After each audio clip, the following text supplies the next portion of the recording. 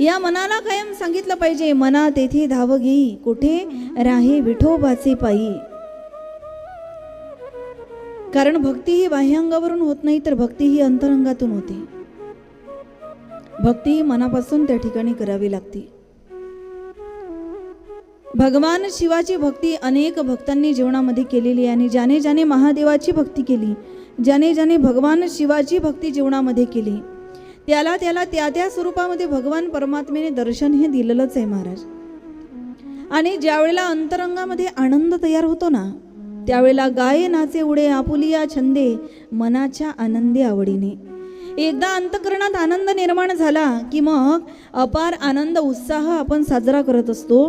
जसं काल रात्री दत्तात्रय भगवान परमात्म्याचा जन्मोत्सव होता. सर्व नृत्य करण्यामध्ये एवढे तल्लीन होऊन गेले होते, एवढे तल्लीन होऊन गेले होते की देहभान सगळे या ठिकाणी विसरलेले होते. कुठल्याही प्रकारचं भान आपल्याला राहत नाही ज्या वेळेला अंतकरणात आनंद निर्माण होतो, आनंद तयार होतो. आणि गायन करणं, नाचणं, उड्या मारणं ह्या आनंदाच्या क्रिया आहेत. असं कधी ऐकलंय का आपण की एखाद्याला ना फारच दुःख झालं आणि दुःखामध्ये तो उड्या मारतोय, दुःखामध्ये तो नाचायला लागला, दुःखामध्ये तो गायला लागला, असं ऐकायला मिळत नाही. तर ह्या आनंदाच्या प्रक्रिया आहे. ज्या वेळेला गोकुळामध्ये सुद्धा भगवान परमात्मा अवतीर्ण झाले होते. गुढिया तोरणी करती कथा गाती गाणी, बाळकृष्ण नंदा घरी आनंदल्या नरनारी. सांगायचं तात्पर्य या ठिकाणी हे आहे की आनंदाच्या प्रक्रिया आहे. आनंद हृदयामध्ये तयार झाला की तो कुठल्या ना कुठल्या रूपामध्ये, आणि तुम्हाला सांगू जीवनातलं सगळं गेलं तरी चालेल, पण आपल्या जीवनातला आनंद कधीच वजा होऊ नये. जीवनातला धन पैसा दौलत हे गेलं तरी हे माणसाला परत मिळू शकतं, पण जीवनातला आनंद ज्याच्या वजा झाला ना, त्याच्या जीवनातून सगळं वजा झालं. एक राजगायक होता. राज दरबारामध्ये गायन करायचा, हातामध्ये सुंदर वीणा धारण केलेली आहे, सुंदर त्या ठिकाणी गायन करायचं. आणि राज दरबारामध्ये गायन केल्यानंतर राजाला पण फार आनंद व्हायचा. राजा त्या ठिकाणी खुश होऊन आनंदित होऊन सोन्याच्या मोहरा याला प्रदान करायचा. एक दिवस या राजगायकाने सुंदर गायन त्या ठिकाणी केलं. राजा प्रसन्न झाला. राजाने काही सुवर्ण मुद्रा याला दिल्या आणि रात्रीची वेळ आहे, रात्रीचा प्रसंग आहे, घरी जाण्यासाठी हा निघाला. एवढ्यात काही चोरांनी याला रस्त्यामध्ये गाठलं. हातामध्ये वीणा याच्या, एका हातामध्ये सोन्याच्या मोहरा ज्या पिशवीत आहे ती पिशवी हातामध्ये. आता याला चोरांनी रस्त्यामध्ये गाठलं. चोरांनी याला शॉल श्रीफळ नारळ देऊन याचा सत्कार तर नसेलच केला. मग याच्या जवळ ज्या सोन्याच्या मोहरा होत्या त्या हिसकावून त्या ठिकाणी घेतल्या. सोन्याच्या मोहरा तर हिसकावून घेतल्या, पण याची वीणा सुद्धा हिसकावून घेतली. हा रडायला लागला, बाबा सोनं घ्या, सगळं घ्या, पण माझी वीणा मला परत करा. तो म्हणे, असं काय आहे या वीण्यामध्ये, ही सोन्याची तर नाही? म्हणे नाही. मग चांदीची? म्हणे अजिबात नाही. मग असं या वीणेमध्ये आहे तरी काय की या वीण्यासाठी तू रडतोय? तो म्हटला, हा वीणा म्हणजे माझ्या जीवनातला आनंद आहे, माझ्या जीवनातलं सगळं घेऊन घ्या. जेवढ्या सोन्याच्या मोहरा मला मिळाल्या ह्या सगळ्या घेऊन घ्या. कमी वाटत असेल मी आणखी आणून देतो, पण माझी वीणा घेऊ नका. चोरांना संशय आला, हा सोन्याच्या मोहरा द्यायला तयार आहे पण वीणा द्यायला तयार नाही. असं या वीण्यामध्ये आहे तरी काय?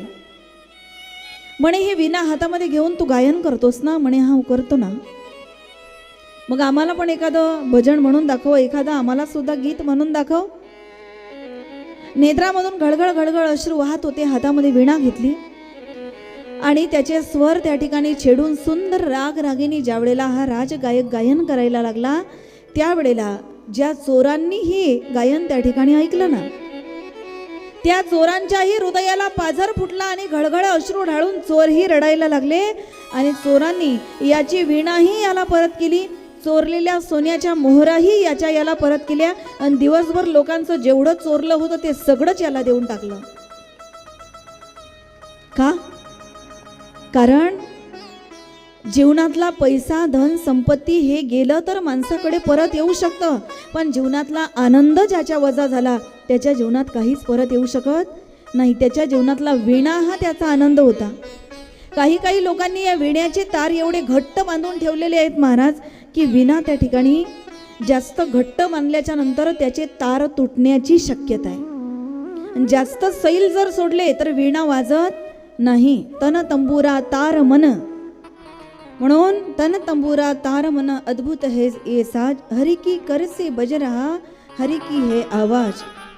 या शरीरालाच या ठिकाणी तंबुरा म्हटलेला आहे. काही लोकांनी या विण्याची तार इतकी सैल सोडून दिलेली आहे की विणा वाजतच नाही. काही लोकांना कितीही चांगलं सांगा, त्यांच्या चेहऱ्यावर 12ही महिने 12च वाजलेले असतात. समजून जायचं, यांनी यांच्या जीवनामधले विण्याची तार एवढे सैल सोडून दिलेली आहे की आपला आनंद पण दुसऱ्याच्या भरोशावर ठेवलेला आहे.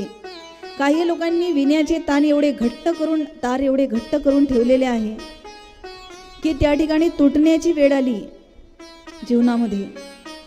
म्हणून हा देह म्हणजेच एक विणा आहे. आणि या जीवनामध्ये जगत असताना आनंद आपल्या जीवनामध्ये शाश्वत राहिला पाहिजे. गेलेलं सगळं परत येण्याची ताकद आपल्या आनंदात आहे. माणसाने एवढं हसत खेळत राहावं जीवनात दुःख जरी असलं. बघा, स्टेटस ठेवायला जास्त वेळ लागत नाही, बरोबर आहे ना. सुरुवातीला व्हॉट्सॲपला जे स्टेटस ठेवलं जात होतं ना ते अर्ध्या मिनिटाचं होतं, नंतर मग ते 1 मिनिटाचं झालं, आता 1.5 मिनिटाचं स्टेटस ठेवता येतं. पण स्टेटस ठेवायला जास्त वेळ लागत नाही, लक्षात घ्या. स्टेटस बनवायला उभं आयुष्य खर्च होत असतं माणसाचं. ठेवायला वेळ नाही लागत. स्टेटस पटकन ठेवल्या जातं, 5 सेकंदामध्ये स्टेटस ठेवल्या जातं, पण स्टेटस स्वतःचं बनवायला आपलं उभं आयुष्य त्या ठिकाणी निघून जातं. म्हणून हसत खेळत माणसाने राहिलं पाहिजे. न जाणो कुठला दिवस आपल्या जीवनाचा शेवटचा दिवस असेल हे कोणाला माहिती आहे महाराज. म्हणून आनंद जीवनामध्ये असला पाहिजे. आनंद जर जीवनामध्ये असला तर गेलेलं सगळं परत मिळण्याची ताकद आपल्यामध्येच आहे. जीवनामध्ये सुद्धा जगत असताना, परिवारामध्ये राहत असताना काही माणसं एवढे उदासीन होऊन जीवन जगतात की त्यांना वाटतं आपल्या जीवनात काही शिल्लक राहिलेलं नाही. परंतु भगवान परमात्म्याची भक्ती जोपर्यंत आपल्या जीवनात आहे तोपर्यंत सगळं आहे. परमार्थ हा शब्द आपल्याला स्वतःच त्या ठिकाणी परम अधिक अर्थ इज इक्वल टू परमार्थ, आपल्या जीवनातला परम अर्थ ज्याच्यामध्ये भरलेला आहे त्याला म्हणायचं परमार्थ. आणि या जगामध्ये कुठलीच गोष्ट अशक्य नाही. इम्पॉसिबल हा शब्द जर तुम्ही पाहिला, त्याचा विग्रह जर केला तर तो स्वतः आपल्याला सांगतो आय एम पॉसिबल. या जगतामध्ये अशक्य अशी कुठलीच गोष्ट नाही, फक्त करण्याची ताकद आपल्या मनगटात असली पाहिजे. देगा हरी पलंगावरी असं म्हटल्याने होत नाही. जीवनामध्ये कष्ट करण्याची तयारी पाहिजे, जिद्द हवी जीवनामध्ये. ज्याच्या जीवनामध्ये जिद्द आहे तो जीवनामध्ये सगळं मिळवण्यासाठी सक्षम आहे जीवनामध्ये. आणि आनंद जर आपल्या जीवनात राहिला, हा आनंद सामान्य नाही महाराज, हा सुगंधासारखा दरवळला पाहिजे. प्रत्येकाच्या जीवनामध्ये आनंद हा सुगंधासारखा दरवळला पाहिजे. केवळ अंगावर परफ्यूम मारल्याने सुगंधासारखा आपला त्या ठिकाणी आनंद नाही पसरणार. अंगावर परफ्यूम मारल्याने फक्त काही लोकांना आपल्या कपड्यांचा वास चांगला येईल,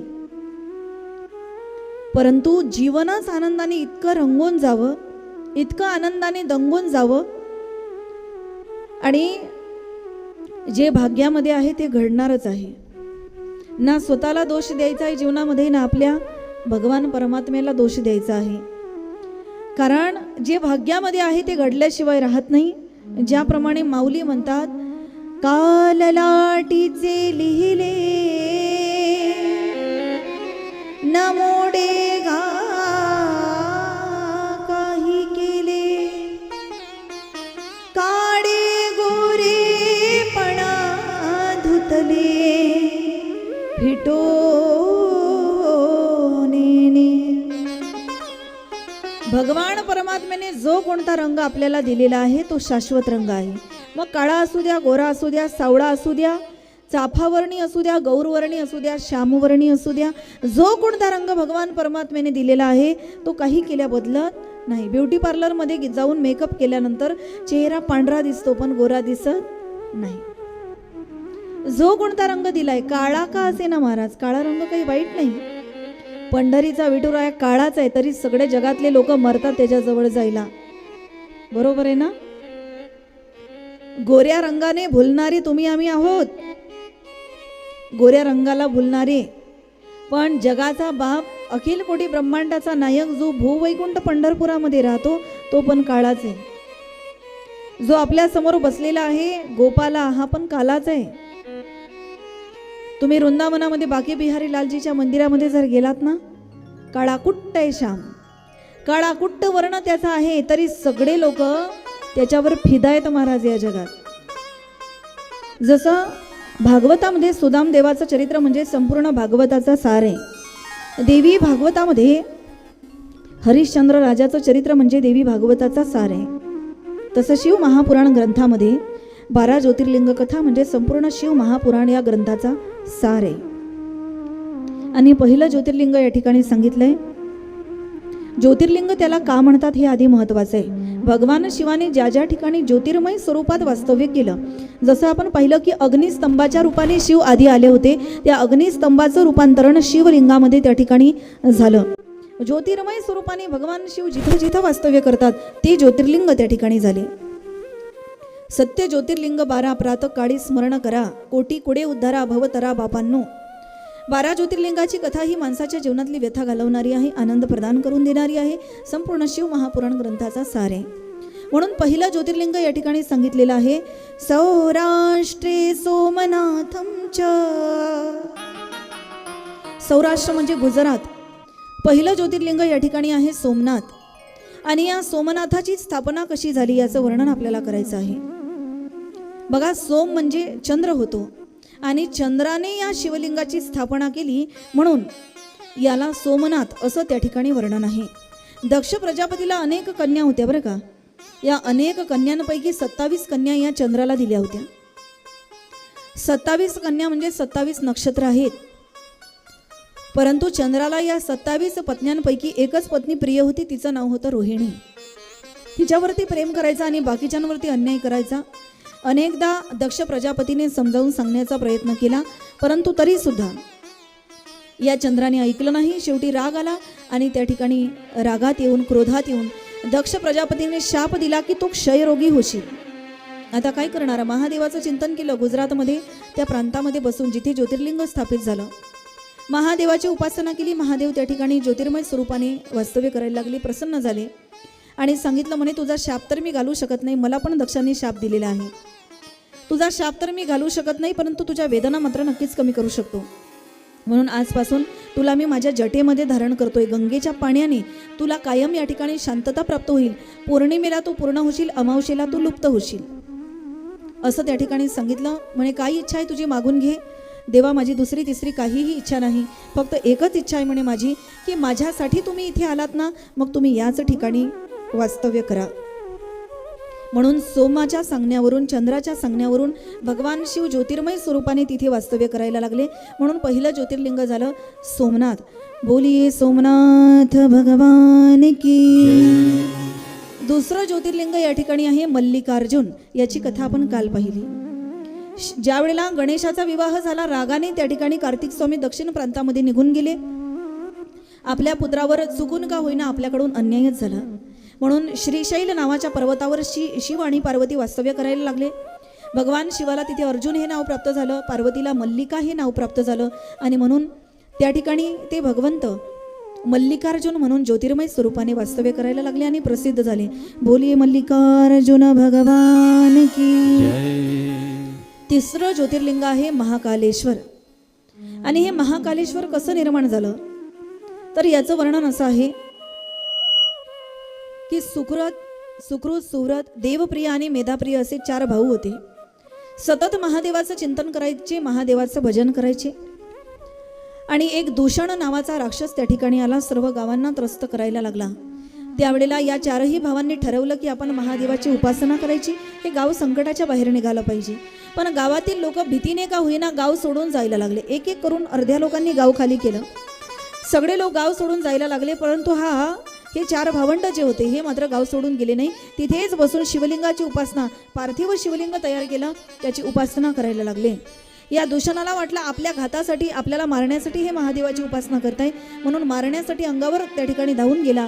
परंतु भगवान परमात्मा यांच्या रक्षणासाठी त्या पार्थिव शिवलिंगातून त्या ठिकाणी प्रसन्न झाले, प्रगट झाले. आणि या चारही भाऊ विंध्याचल पर्वतावर गेले आणि विंध्याचलाला म्हणायला लागले, तुझी उंची तर फार कमी आहे, तुझ्यापेक्षा तर मेरू पर्वत मोठा आहे. आपण जीवनामध्ये किती मोठं असलो ना महाराज, एखाद्याला बोलून कधीच माणसाने हेनवू नये.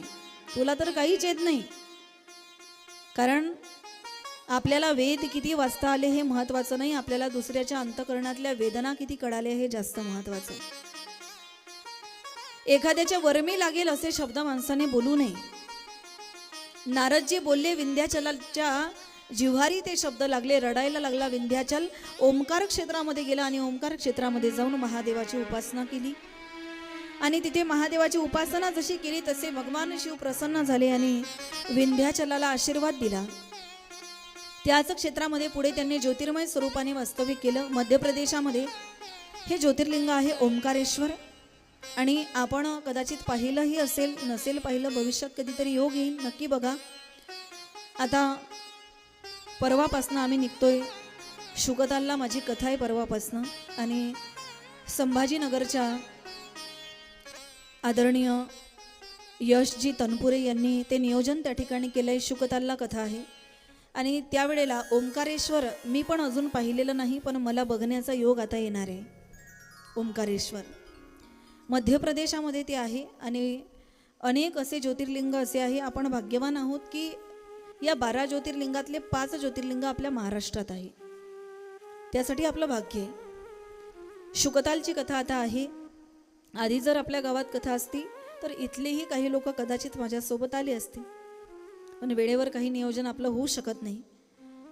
आमचा टूर पण आहे आणि कथा पण आहे. 22 मे पासून आमचं ठरलं होतं, पण काही कारणास्तव एक दिवस लेट झाला आणि दिनांक 23 मे 2026 ते 30 मे 2026 या कालावधीमध्ये शुकताल या ठिकाणी कथा आहे आणि तीर्थक्षेत्रांचं भ्रमणही आहे. वृंदावन, गोकुळ, मथुरा, बरसाना या सगळ्या ठिकाणी आता दर्शनाचा योग येणार आहे. माझी 6 वर्षाच्या आधी वृंदावनला झाली आहे कथा. आता परत दर्शनाचा योग येणार आहे. श्री राधिका राणीच्या दर्शनाचा योग येणार आहे. आणि परमपावन ते क्षेत्र आहे. परमपावन हे धाम आहे.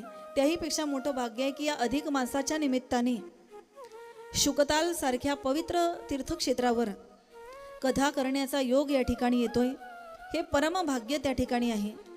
कारण गावागावामध्ये कथा कीर्तनं अनेक वर्षापासून करते मी.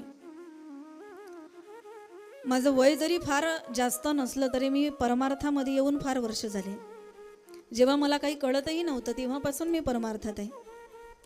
5व्या वर्गामध्ये होते तेव्हापासून विदर्भस्तरीय अनेक गायनाच्या स्पर्धा मी जिंकल्या आणि तोच परमार्थाचा वसा घेऊन समोर या ठिकाणी येण्याचा प्रयत्न केला. आणखी समोर जाण्याचा प्रयत्न सुरू आहे. साधू संतांची कृपा, तुमच्यासारख्या मायबापांची कृपा आहे. म्हणून जी टॉकीज सारख्या चॅनलवरती सुद्धा कथा करण्याचा योग आला. तर ओंकारनाथ, ओंकारेश्वर हे ज्योतिर्लिंग मध्य प्रदेशामध्ये आहे. ज्या वेळेला मेरू पर्वताला मोठं मानलं आणि विंध्याचलाला हिनवलं त्यावेळेला महादेव प्रगट झाले आणि त्याच ठिकाणी ज्योतिर्मय स्वरूपाने वास्तव्य करायला लागले. ते ज्योतिर्लिंग म्हणजे ओंकारेश्वर. त्याला आणखी एक नाव प्राप्त आहे अमलेश्वर. म्हणून त्या श्लोकामध्ये वर्णन आहे, ओंकारम मामलेश्वरम, बोली ओंकारेश्वर भगवान की. 5वं ज्योतिर्लिंग 2 ठिकाणी विभागलेलं आहे. एक आहे केदारनाथ, अर्धा आहे केदारनाथ, अर्धा आहे पशुपतीनाथ. केदारनाथ आपल्याला माहिती आहे उत्तराखंडामध्ये जे आहे. नर नारायण नावाचे ऋषी ज्या ठिकाणी गेले होते, ज्यांनी भगवंताची प्रार्थना केली होती, तिथे केदारनाथ म्हणून भगवान परमात्मा स्थित झाले. काही वर्षांनी असं वर्णन आहे 5 पांडव सुद्धा याच ठिकाणी गेले आणि गेल्याच्या नंतर या 5 भावांपैकी जो भीम आहे त्या भीमाला स्वतःच्या बलाचा अहंकार झाला होता. महादेवाने ठरवलं की आपण याच्याबरोबर युद्ध करायचं, म्हणून महादेवाने महिषाचं रूप धारण केलं. महिष म्हणजे म्हैस, रेड्याचं रूप त्या ठिकाणी धारण केलं आणि भीमाच्या समोर गेले भगवान शिव. परंतु ते सुद्धा भीम होते. त्यांनी लगेच ओळखलं की हे महादेव आहे. शेपूट त्या ठिकाणी पकडलं आणि खेचायला लागले, तर महिष रूपामध्ये महादेवाने आपलं डोकं जे ते जमिनीमध्ये खुपसलं. असं म्हणतात देहाचे अनेक तुकडे झाले, 5 ठिकाणी पडले, त्याला पंचकेदार म्हणतात. अनेक ठिकाणी पडले त्याला पंचकेदार त्या ठिकाणी म्हणतात. परंतु मुख जे आहे ते जमिनीमध्ये जे खोवलं ते सरळ घुसत घुसत ते नेपाळमध्ये सापडलं. म्हणून त्याच ठिकाणी पशुच्या रूपामध्ये जगाचा पती या ठिकाणी प्रगट झाला. जगाचा नाथ या ठिकाणी ज्योतिर्मय स्वरूपाने वास्तव्य करायला लागला. म्हणून नेपाळमध्ये ते ज्योतिर्लिंग पशुपतीनाथ म्हणून त्या ठिकाणी प्रसिद्ध झालं. 5वं ज्योतिर्लिंग 2 ठिकाणी आहे. अर्ध आहे केदारनाथ, अर्ध आहे पशुपतीनाथ. बोलिये केदारनाथ भगवान की, पशुपतीनाथ भगवान की. 6वं ज्योतिर्लिंग आहे भीमाशंकर. हे आपल्या महाराष्ट्रातच आहे. सुदक्षण नावाचा एक राजा होता. महादेवाची फार उपासना त्या ठिकाणी करायचा आणि उपासना केल्याच्या नंतर भीम नावाचा दैत्य होता. तो भीम जो आहे तो त्या राजाला त्रास द्यायला लागला, मारायला लागला. भगवान शिव प्रसन्न झाले आणि या भीमाला मारण्यासाठी धावले. तर भीमाला त्या ठिकाणी दुःख वाटलं. भीम शरण आला महादेवाला. म्हणे देवा, मला तुम्ही जरूर मारा, पण माझी एकच इच्छा आहे, मला मारताय ना, माझ्याच नावाने प्रसिद्ध व्हा. भीमाला शंकराने मारलं, म्हणून तेव्हापासून ते ज्योतिर्लिंग भीमाशंकर म्हणून त्या ठिकाणी प्रसिद्ध झालं आणि ते आपल्या महाराष्ट्रातच आहे. हे आपलं परमभाग्य आहे. बोलिये भीमाशंकर भगवान की. 7वं ज्योतिर्लिंग आहे काशी विश्वेश्वर. हे वाराणसीला आपल्याला त्या ठिकाणी बघायला मिळतं. वाराणसी का नाव प्राप्त झालं? जशी गंगा मैया त्या ठिकाणी वाहते तशा 2 नद्या आणखी वाहतात. एका नदीचं नाव आहे वरुणा आणि दुसऱ्या नदीचं नाव आहे असी. वरुणा आणि असी ह्या 2 नद्या आणखी ज्या ठिकाणी वाहतात, जिथे शिवशंकर भोलेबाबांनी काशी विश्वनाथाच्या रूपाने वास्तव्य केलं, म्हणून वाराणसी हे नाव आणखी प्राप्त झालं. आणि संपूर्ण आकाशामध्ये ज्या वेळेला आकाशगंगा एक निर्माण केली होती, सुंदर वातावरण, सती मातेने सांगितलं, देवा मला तर आनंद मिळालेला आहे, पण या संसारातील माझ्या भक्तांनाही आनंद मिळावा, म्हणून त्रिशूळावर त्या नगरीला, काशी नगरीला धारण केलं. त्या ठिकाणी भगवान विष्णूने तप केलं. कानातून एक कर्णफूल खाली पडलं आणि तोच घाट मणिकर्णिका घाट म्हणून त्या ठिकाणी प्रसिद्ध झाला. या काशीमध्ये अनेक घाट आहेत. हरिश्चंद्र घाट आहे, नारद घाट आहे, तुलसी घाट आहे, अनेक घाट आहे. आणि दश अश्वमेध यज्ञ ज्या घाटावरती ज्या ठिकाणी झालेला होता त्याच ठिकाणी प्रसिद्ध गंगा आरती होते. म्हणून काशी विश्वनाथाच्या रूपाने त्या ठिकाणी भगवान शिव प्रसिद्ध झाले. म्हणून तिथे ज्योतिर्लिंग झालं काशी विश्वनाथ वाराणसीला. बोलिये काशी विश्वेश्वर भगवान की. 8वं ज्योतिर्लिंग आहे त्र्यंबकेश्वर. हे नाशिक क्षेत्रामध्ये गोदावरी नदीच्या तीरावरती आपल्याला बघायला मिळतं. गौतम आणि अहिल्या या दोघांनी तपश्चर्या केली, म्हणून वरुण राजा प्रसन्न झाले. परंतु सांगितलं, या क्षेत्राला शाप आहे, आम्ही येऊ शकत नाही, तुम्ही एक कुंड खोदा, त्या कुंडात आम्ही वास्तव्य करतोय. गौतमाने जे कुंड खोदलं आजही ते गौतम कुंड म्हणून प्रसिद्ध झालं. परंतु बाकीचे जे सप्तऋषी होते ना, ते गौतमाच्या पत्नीलाच पाणी भरू देत नव्हते. एक दिवस झालं असं, अहिल्या परत आली. सर्वांनी ठरवलं, म्हणे यांना बाहेर काढलं पाहिजे. काय करावं? गणपती बाप्पाची मदत घेतली आणि गणपती बाप्पाने एका गायीचं स्वरूप धारण केलं. ज्या शेतामध्ये ती गाय चरायला लागली, संपूर्ण पिकांची नासाडी करायला लागली. एवढ्यात हातामध्ये काठी घेतली गौतमाने आणि गायीला मारणारही नव्हते, फक्त स्पर्श झाला काठीचा, गाय मरण पावली. हे कपट केलेलं होतं, षडयंत्र रचवलेलं होतं. गौतमाला सांगितलं, तुम्ही राहण्याचे अधिकार नाही, तुम्ही 100 तीर्थांचं जल एकत्रित करा आणि महादेवाची प्रार्थना करा. त्याप्रमाणे गौतमाने केलं. भगवान शिव प्रसन्न झाले आणि सांगितल्याच्या नंतर भगवान शिव म्हणतात, सर्वांनी तुमच्याबरोबर कपट केलेलं आहे, तुम्हाला कुठलंही ब्रह्महत्येचं पातक लागलेलं नाही, परंतु तुम्ही घोर तपश्चर्या या ठिकाणी केली, नामस्मरण या ठिकाणी केलं, म्हणून मी गंगा मैयाला या ठिकाणी प्रसन्न करतोय. एक जटा घेतली, ती ब्रह्मगिरीवर त्या ठिकाणी आदळली, त्यामधून गंगा मैया प्रगट झाली. बोलिये गंगा मैया की. गंगा मैया त्या ठिकाणी प्रगट झाल्या. पण गंगा मैयाने सांगितलं, देवा मी राहायला तयार आहे, पण तुम्ही जर माझ्या बरोबर राहत असाल तरच मी राहायला तयार आहे. म्हणून भगवान शिव त्याच ठिकाणी वास्तव्य करायला लागले. त्र्यंबक राज म्हणून तीनही रूपाने वास्तव्य करतात, ब्रह्मा विष्णू महेश. आणि इथे लिंग असं वर दिसत नाही, त्र्यंबकेश्वराला खोलामध्ये दिसतं. तिथे 3 डोळे आहे ब्रह्मा विष्णू महेशाचे, आणि तिथे तसं दर्शन त्या ठिकाणी घ्यावं लागतं. म्हणून त्र्यंबक राजा म्हणून त्या ठिकाणी प्रसिद्ध झाले. नाशिक क्षेत्रामध्ये जवळपास नाशिकपासून 28 किलोमीटर अंतरावर त्र्यंबकेश्वर आहे. तिथे त्र्यंबकेश्वराच्या रूपाने प्रगट झाले, म्हणून त्या ठिकाणी हे ज्योतिर्लिंग या ठिकाणी निर्माण झालं. बोलिये त्र्यंबकेश्वर भगवान की. 9वं ज्योतिर्लिंग आहे परळी वैद्यनाथ. वैद्यनाथ का म्हणतात? असं म्हणतात, या क्षेत्रामध्ये अनेक औषधी वनस्पती जुन्या काळामध्ये मिळत होत्या. वैद्यनाथ का म्हणतात? कारण डॉक्टराचं काम त्या वेळेला होत होतं. अनेक औषधी वनस्पती त्या भागामध्ये मिळत होत्या, वैद्याचं काम होत होतं, म्हणून परळी वैद्यनाथ. निर्माण कसं झालं? रावणाची आई जी होती ना केकसी, ती रोज पार्थिव शिवलिंग तयार करायची. पूजा अर्चना झाली की नदीमध्ये प्रवाहित करायची. रावणाने पाहिलं आणि ठरवलं आता शिवालाच घरी घेऊन यायचं. महादेवाची तपश्चर्या केली. भगवान शिव प्रसन्न झाले आणि प्रसन्न झाल्याच्या नंतर त्या ठिकाणी सांगितलं की म्हणे महादेवा तुम्हाला माझ्या घरी चालायचं आहे. भगवान शिवाने विचार केला, मी जर याच्या घरी गेलो तर रोजचा याचा त्रास मला वाढेल. सांगितलं मी नाही येऊ शकत, माझा आत्मलिंग मी तुला देतोय, पण नियम असा आहे, हे जर तू रस्त्यामध्ये खाली ठेवलं तर पुन्हा उचलता येणार, तुला जिथं स्थित करायचं तिथं कर. रावणाने आत्मलिंग डोक्यावरती उचललं, पण तेवढ्यात रावणाला शिवमायेने घेरलं. रावणाला लघुशंका आली. लघुशंका समजते ना, कळते ना? लघुशंका. रावणाला लघुशंका आली. रावण लघुशंकेला जाणार, पण शिवलिंग ठेवायचं कुठे?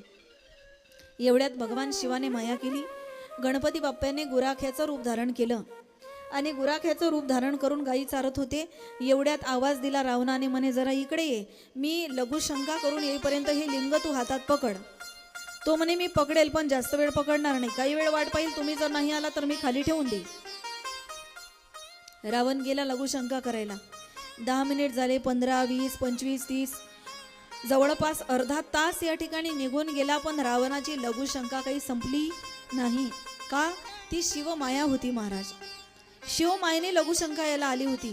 शेवटी गणपती बाप्पाने वाट पाहिली पाहिली पाहिली, शिवलिंग खाली, आत्मलिंग खाली ठेवून दिलं. एवढ्यात बरोबर 1 मुहूर्त झाला. 1 मुहूर्त होतो 48 मिनिटाचा.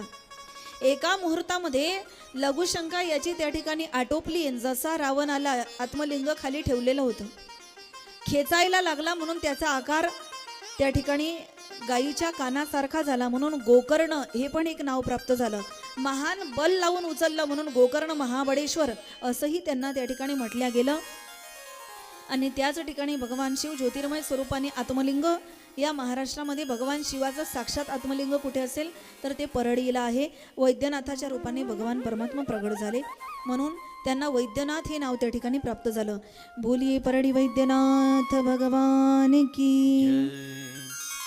10वं ज्योतिर्लिंग आहे नागनाथ. औंढा या ठिकाणी हिंगोली जिल्ह्यामध्ये हे ज्योतिर्लिंग, हे पण आपल्या महाराष्ट्रातच आहे. औंढा नागनाथ. दारुक नावाचं एक वन होतं आणि त्या वनामध्ये दारुक नावाचा एक राक्षस होता. त्याने एका सुप्रिय नावाच्या वैश्याला कारागृहामध्ये बंदिस्त करून ठेवलं होतं. पण तो कारागृहामध्ये जरी होता, वाळू ज्या ठिकाणी मिळाली त्या वाळूचं शिवलिंग बनवायचा, तिथेच उपासना करायचा. भगवंताची भक्ती करण्यासाठी स्थान महत्त्वाचं नाही, तुम्ही कुठेही बसून भगवान परमात्म्याची भक्ती नक्कीच जीवनामध्ये करू शकता.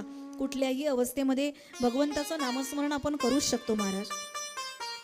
कारण द्रौपदी मातेचं रक्षण करायला ज्या वेळेला भगवान परमात्मा त्या ठिकाणी आले होते, नारी बीच साडी थी, या साडी बीच नारी थी, नारी ही साडी थी, या साडी ही नारी थी, हे शेवटपर्यंत कौरवांच्या लक्षात आलं नाही.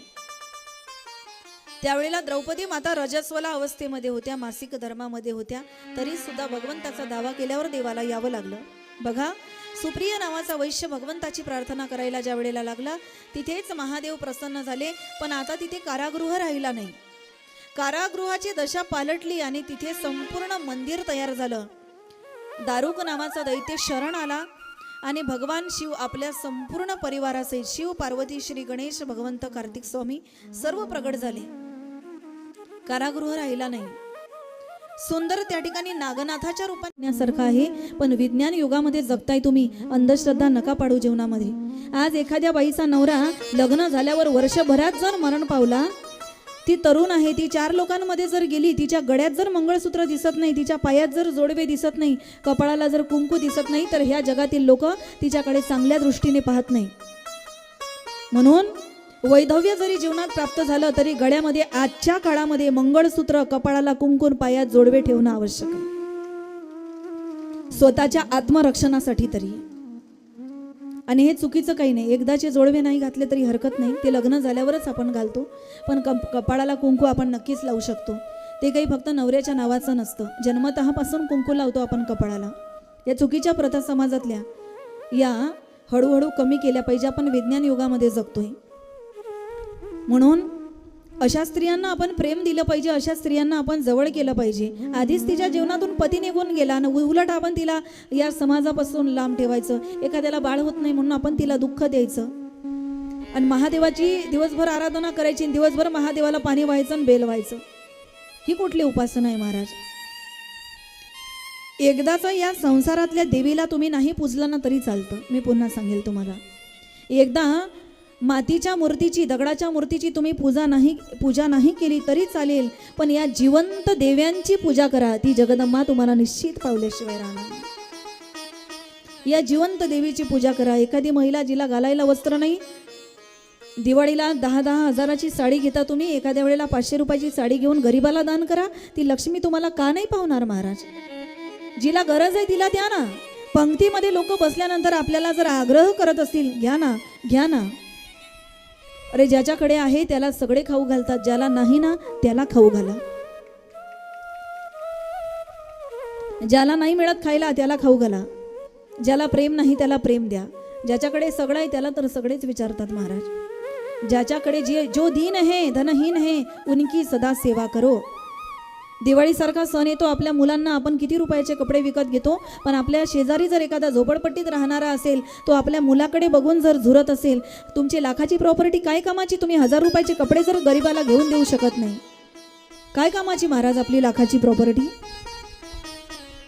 आज दवाखाना जर आपण केला ना, तर दवाखान्यामध्ये 7 दिवस जर आपण ॲडमिट राहिलो तर 5-10 लाख रुपये आपलं बिल निघतं आणि आपण ते सहज भरतोही. पण कुणासाठी 500 रुपये 1000 रुपये खर्च करण्याचं आपलं मन होत नाही. मी बरेच वर्ष झाले एक उपक्रम राबवला होता, तो आतापर्यंतही मी चालवला. कथा कीर्तनाच्या माध्यमातून रुक्मिणी स्वयंवराच्या दिवशी लोकांकडून वस्त्र गोळा करायची मी. आणि ते गोळा केलेले वस्त्र ज्या ज्या ठिकाणी फुटपाथवरती लोक राहतात, ज्यांना कपडे मिळत नाही, दिवाळीचा सण असेल, इतरही वेळेला आपल्या डोक्यावर छप्पर आहे, आपल्याला घालायला कपडे आहेत, आपण रोज नवीन ड्रेस घालू शकतो, रोज विकत घेऊ शकतो, एवढी प्रॉपर्टी आपल्याकडे. पण असेही समाजात लोक आहे ज्यांना घालायला दिवाळीसारख्या सणालाही कपडे मिळत नाही. त्यावेळेला एक उपक्रम मी राबवला होता. अशा लोकांसाठी हे सर्व वस्त्रदान, अनाथ आश्रम, वृद्धाश्रम या सर्व लोकांमध्ये, फुटपाथवर राहणाऱ्या लोकांमध्ये आजपर्यंत मी वस्त्रदान केलेलं आहे. हे करणं आवश्यक आहे महाराज. ज्याच्याकडे आहे त्याला सगळेच देतात, ज्याला नाही त्याला द्या. एकदा दगडाच्या देवाची पूजा नाही केली तरी चालेल, पण जिवंत माणसाची पूजा करा. जे जे भेटे भूत ते ते माणी जे भगवंत, हा भक्तियोग निश्चित जाणं माझा ज्ञानोबराय सांगतात. हिनवायला लागले सर्व या ठिकाणी सुधर्माला. हृदयावर दगड ठेवला महाराज, छातीवर दगड ठेवला. स्वतःच्या सख्या लहान बहिणीचं लग्न स्वतःच्या नवऱ्याबरोबर लावून दिलं. का? मुलगा व्हावा. एका स्त्रीसाठी सवत जीवनामध्ये आणणं याच्यासारखं दुःख काय असेल महाराज? आपल्या जीवनामध्ये स्वतःहून सवत आणणं, मग बहीण का असेना, आहे तर शेवटी सवतच ना.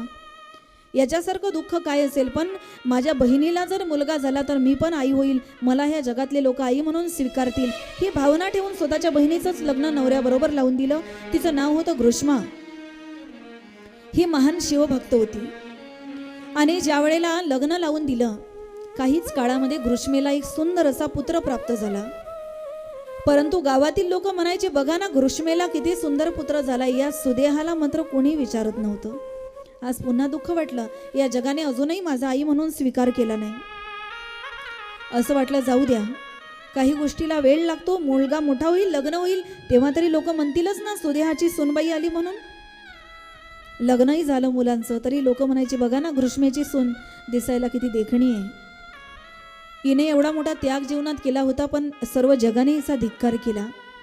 शेवटी माणूस दुःख पचवून एक दिवस कितीही चांगला माणूस असतो तो विकृतीला धारण करतो. आता हिने ठरवलं, ज्या मुलाला आत्तापर्यंत माझ्यामुळे जो मुलगा या ठिकाणी येऊ शकला आहे त्यालाच मी जिवंत ठेवणार नाही. सून आणि मुलगा रात्रीचे झोपलेले असताना हिने मुलाचा शिरच्छेद केला, नदीमध्ये नेऊन फेकून दिलं. दुसऱ्या दिवशी सून सकाळी उठली सूनबाई आणि रक्ताने भरलेलं ते अंथरुण पाहिलं आणि मग किंचाळली. जशी किंचाळली धावतच आली. घृष्मा बघतो तर काय, माझ्या मुलाला कोणी मारलं. घरामध्ये सुदेहा नव्हती, कारण ती मुलाला फेकून देण्यासाठी गेली होती. परंतु आठवण आली, आपला मुलगा जरी गेलेला आहे पण आपल्या पूजेची वेळ झालेली आहे. शिवलिंग त्या ठिकाणी तयार केलं, पूजा केली, नेत्रातून गडगड गडगड अश्रू वाहते. हातात शिवलिंग घेतलं, नदीवर प्रवाहित करायला गेली. जसं नदीमध्ये प्रवाहित करणार साक्षात भगवान शिव त्या ठिकाणी प्रगट झाले आणि प्रगट झाल्याबरोबर महादेवाच्या नेत्रातून गडगड गडगड अश्रू व्हायला लागले.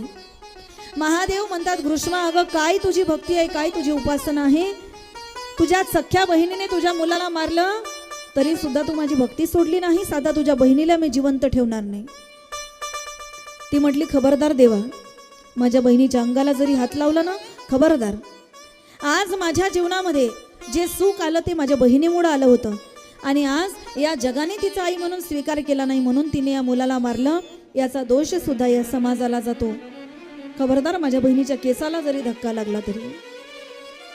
देवा, माझी एकच इच्छा आहे, तुम्ही माझ्यासाठी आलात ना, इथे माझ्याच नावाने वास्तव्य करा. म्हणून त्या दिवसापासून हाक मारल्यावर झोपेतून मुलगा जसा जागा व्हावा तसा मरणाच्या दारातून परत आला आणि घृष्मेला त्या ठिकाणी आनंद झाला आणि भगवान शिव त्या ठिकाणी त्या घृष्मेच्या नावाने प्रसिद्ध झाले. हेच 12 ज्योतिर्लिंग आहे. बोलिये घृष्णेश्वर भगवान की जय. अशी ही 12 ज्योतिर्लिंगाची कथा आपण ऐकलीत. यानंतर ह्या कोटी रुद्र संहितेमध्ये 12 ज्योतिर्लिंग कथा या ठिकाणी आलेल्या आहे. या 12 ज्योतिर्लिंगाच्या कथेचं स्मरण जरी आपण केलं, श्लोकामध्ये आपण वर्णन केलेलं आहे. एतानी ज्योतिर्लिंगानी सायं प्रात पठेन रहा सप्त जन्म कृतम पापम स्मरणेन विनश्यती.